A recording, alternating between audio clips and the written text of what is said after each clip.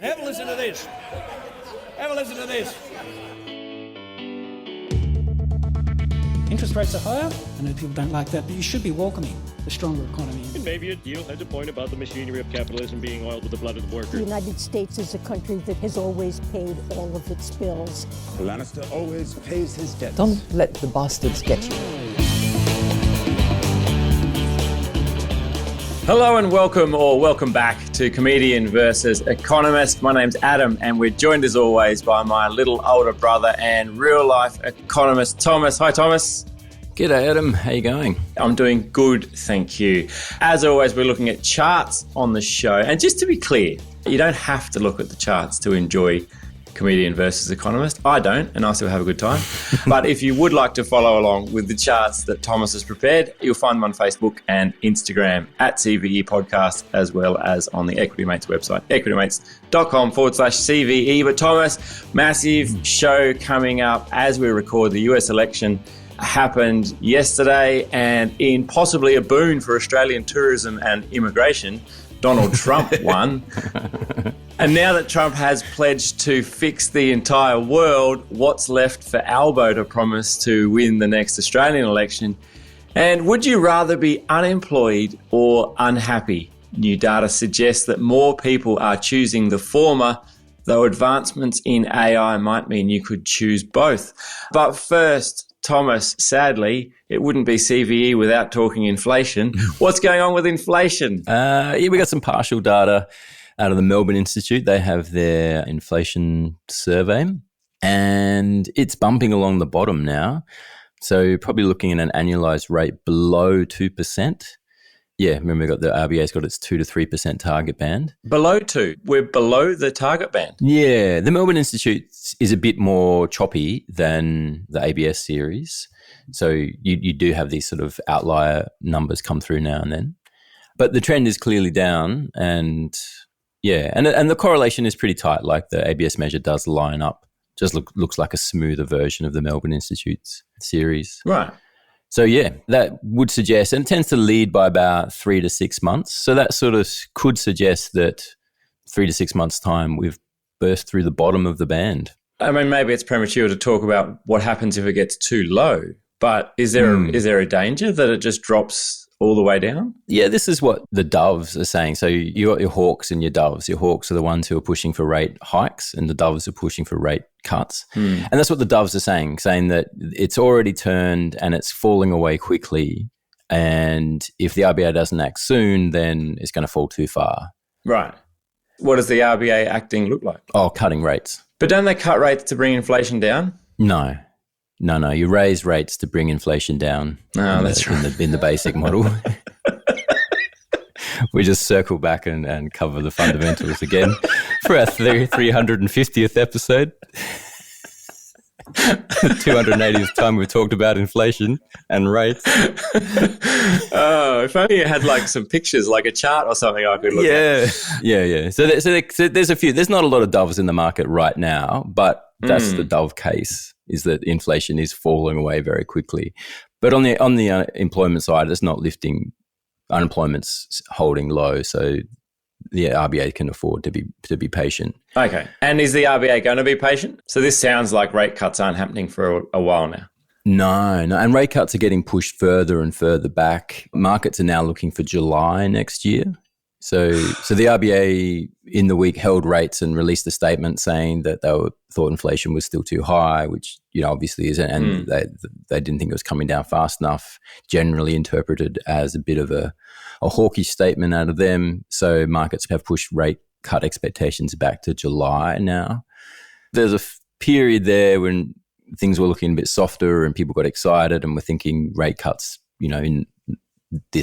for November. That didn't happen. And now we're looking at July, maybe. July, maybe. Yeah, it's drifting further and further away as we go. This feels like we're like ordering a Cybertruck or something. Like I think there was massive delays on if you'd ordered a Cybertruck. It's like, when's it coming? It's the end of the year. Oh, good. Oh, next year now. Early next year? Yeah, probably. Oh, maybe middle, actually. Yeah. Cybertruck's probably pushing up inflation too. All right, Thomas, as we record on the 7th of November. The election is just wrapped up pretty much yesterday. It looks all but certain that Trump is going to be the president of the United States again. You've got some data on why people might have voted the way they did. Care to share? Care to share? I do care. Yeah, there's a couple of interesting ones. The first chart I've got looks at education levels with voting preferences. And so back in 1990, if you had a bachelor's degree, you were about 10 points more likely to vote for Republicans. Right. If you had a high school or less, you were 10 points more, maybe like 15 points more likely to vote for Democrats. I'm surprised they let high school kids vote back then. Things have changed. Things were different. The good old days. If you're in year 9, you were more likely to vote Democrat. Yeah, no. If you never completed high school, I think that is. And that was sort of like the typical affiliation of Democrats being for the working class, Republicans being for the upper class. Mm-hmm. But that's now completely inverted and actually sort of exaggerated and gone the other way. So if you've got a bachelor's degree or higher, you're now 20 points more likely to vote Democrat. Right. Which is pretty huge. And if you've got high school or less, you're now 10 points more likely to vote Republican. So it was about even in 2014. And then just as sort of Trump was coming to power, I think he really saw the writing on the wall and took that trend and threw fuel on it. Is this through a policy change or change of stance in the parties have taken, or is this just, is there some other factor? Or just branding? Branding. Yeah. It's interesting because you're looking at a 30-point shift in 30 years. So it's massive. And it's sort of the narrative that Trump and his followers have been pushing, like J.D. Vance with the hillbilly elegy, is that all of the parties, and particularly Democrats, lost touch with, quote, ordinary Americans and the experience of ordinary Americans. And Democrats in particular got caught up in culture wars and identity politics and all the woke issues.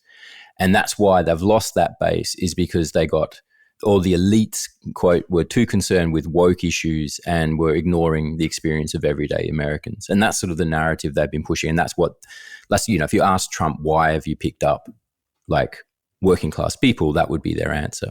Right. But then I saw some really interesting stats. Like a political analyst, looked at all the tweets from top Democrats between 2015 and 2022. And what he found was that the 10 of the most frequently tweeted phrases in the top 10, 9 of those were economic issues. So Build Back Better, Affordable Care Act, American Rescue Plan. And the only other one in the top 10, which was a socioeconomic issue, was abortion rights, which has also been a pretty huge factor. So that kind of makes sense. So from that data, it suggests that Democrats have been very focused on economic issues and very focused on trying to win back that working class base from Trump. But it hasn't worked. For whatever reason, it hasn't worked. And it's interesting that on the other side, you look at the analysis for Republican tweets, it goes the other way. Republicans have been very focused on culture war issues and less so on the economy. Oh, I wouldn't say that. I mean, Trump was very clear in saying he's going to make America the greatest economic country in the world. A lot. Yeah. And so if economics was your bag and you're hearing greatest economic country in the world, how and why and all that to be determined. But that was the promise. So, get on board. Yeah. I mean, yeah, but that's just your vibe and I've got some data. So it's not just my vibe, Thomas. There's a lot of us out here. Cool. Yeah, well, no, you've tuned into a handful of things that Donald Trump said. This is like an analysis of the tweet data, right? Like, and that's the same. Like, Republicans have been much more focused on culture war issues, and because that's sort of what the base has been more motivated by. Yeah, right. And like the way it kind of looks to me, you've now got this sort of polarity happening. And the other super interesting thing that happened in 2016 and 2020 is you look at the group most likely to vote Democratic. It was white people in the top 5% of income earners. Right. And the top 20% of income earners of all ethnicities voted Democrat by a 15% margin.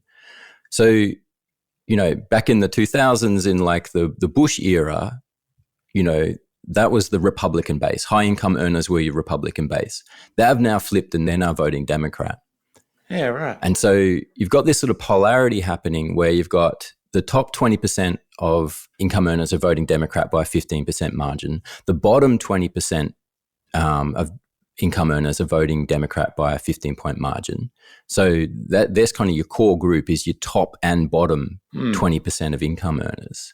And then in the middle, you have your Republican voters. And so I feel like we need a new narrative. And the kind of the narrative as it looks to me is it's like there's the economic game of life. And you can either be out of the game, you can be in the game, or you can have won the game. And so if you've won the game, you're kind of happy with your economic situation. You're a top 20% of income earners. And then you're able to be like, okay, how do we help everybody else? That is a privilege that comes with being in the top 20%. If you're out of the game, if you're a bottom 20% of income earners, like he's like, okay, the game, I'm screwed. The game's not working for me. I've got no hope. My only hope is to vote for parties that are going to implement policies that support poor people. And so, yeah, that's where you get those two polarities. In the middle, you have the people who are in the game. It's like, I'm playing capitalism. I feel like I'm winning. I feel like I could get ahead more if I just had to pay less taxes and people were less focused on supporting others with woke issues. I just need people to get out the way and I can win the game. That's sort of what it looks like to me. And so depending on how you feel, where you sit in capitalism, in the game of capitalism, kind of I think now determines how you vote. Yeah. That's my theory. Interesting. And yeah, and everyone's ultimately just, rolling the dice looking for free parking. Oh, sorry, I was thinking of the game of Monopoly. Very good. All right, let's take a break here, grab a word from this week's sponsor, and we'll be back looking at a bit more politics, looking at what this might mean for Albo and his election dreams. Back with more CVE right after this.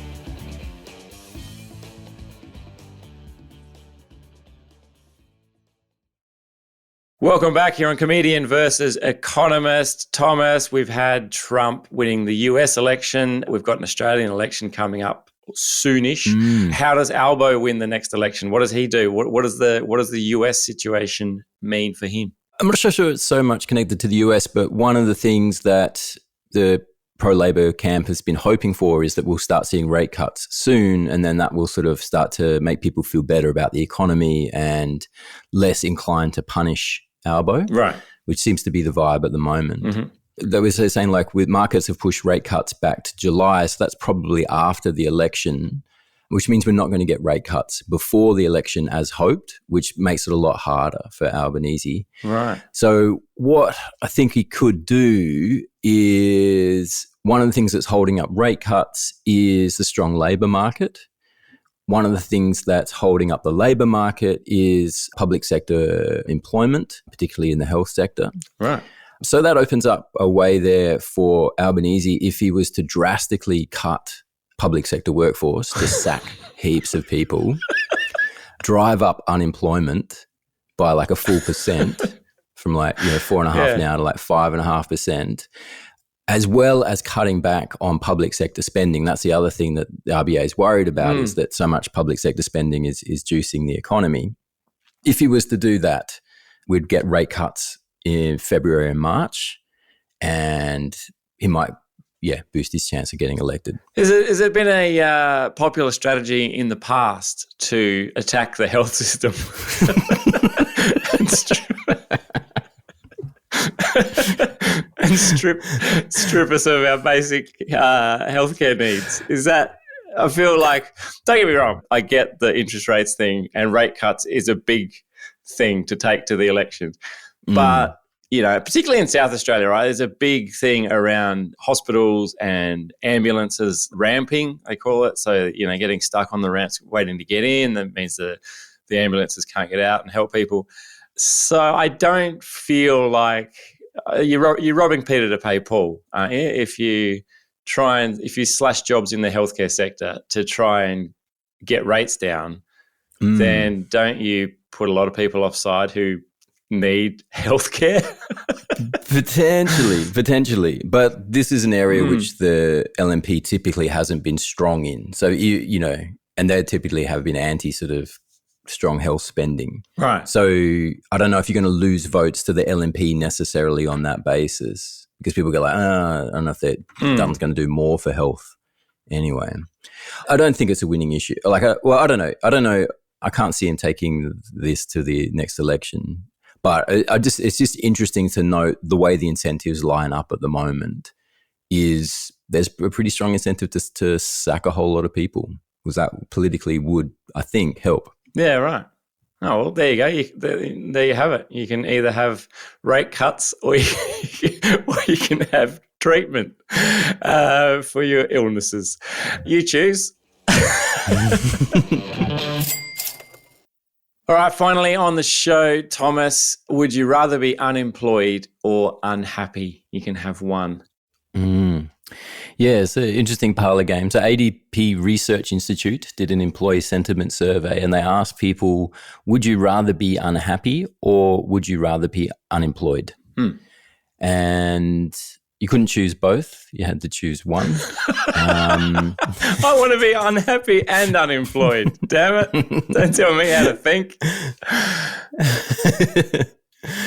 And what they noticed is that there's a big generational difference. So 18 to 26-year-olds, I guess your Gen Z, 46% of them said they would rather be unemployed. Right. It's it's not the greatest question, is it? Like I mean, it premises on the fact that you can't be employed and happy, right? It's kind of saying if you want to be, you have to be, in order to be happy, you need to be unemployed. And I would argue strongly that everyone who's unemployed is not necessarily happy. In fact, most people wouldn't be. Yeah. Because is that what they're getting at? They're kind of going like, don't work in a job that you hate. Instead, you'd be better off having no job and then being happy that you don't have to go to work every day. Yeah, I think that's what they're trying to get at. Yeah, like if you're unhappy in your job, would you just quit? Yeah. And just be unemployed? And on that data, for Gen Z, it seems that 46% would go, yeah, I'll just quit. Yeah. I'm out. Yeah. Yeah. Which is like a very short-lived plan. For happiness. Very short-sighted plan. Like, I'm so unhappy in my job, I'm just going to quit. That's better. Well, wait, bills?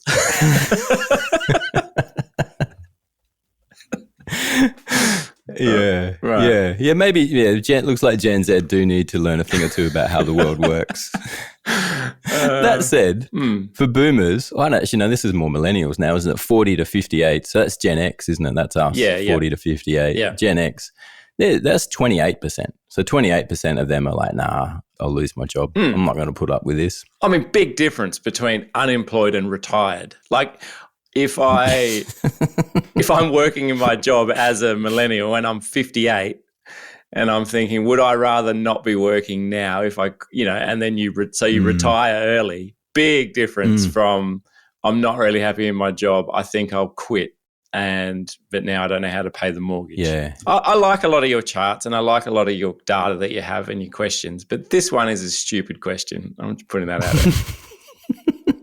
Whoever did this survey, ADP Research Institute, you can do better than this. This is not a good question.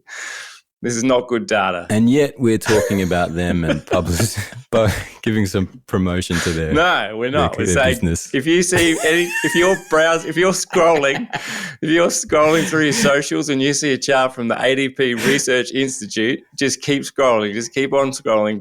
Don't stop on it, because if this is the kind of tripe that they're serving up, then you'll get no clicks from me, ADP Research Institute. I can't believe this is going to be our first beef that we're going to have as Comedian versus Economist. Yeah. I mean, it's funny. I saw a survey of research institutes that asked, would you rather publish data that's irrelevant or idiotic? And 80% went idiotic. Idiotic, 100%. 100%. Hands down. Give me that. Whoever made that chicken chart that we did a few weeks ago that talked about the size of chickens. That's what we want. That'll stop me scrolling in my tracks. Unemployed or unhappy, Jog on. And on that note, we will leave it for this week. Thank you so much for joining us. We do really appreciate you tuning in and look forward to bringing you more Comedian versus Economist next week. Until then, it is bye for now. Comedian vs Economist is a product of Equity Mates Media. All information in this podcast is for education and entertainment purposes only. It is not intended as a substitute for professional finance, legal, or tax advice. The hosts of Comedian vs Economist are not financial professionals and are not aware of your personal financial circumstances. Before making any financial decisions, you should read the product disclosure statement and, if necessary, consult a licensed financial professional. Do not take financial advice from a podcast. For more information, head to the disclaimer page on the Equity Mates website where you can find ASIC resources and find a registered financial professional near you. In the spirit of reconciliation, Equity Mates Media and the hosts of Comedian vs Economist acknowledge the traditional custodians of country throughout Australia and their connections to land, sea and community. We pay our respects to their elders, past and present, and extend that respect to all Aboriginal and Torres Strait Islander people today.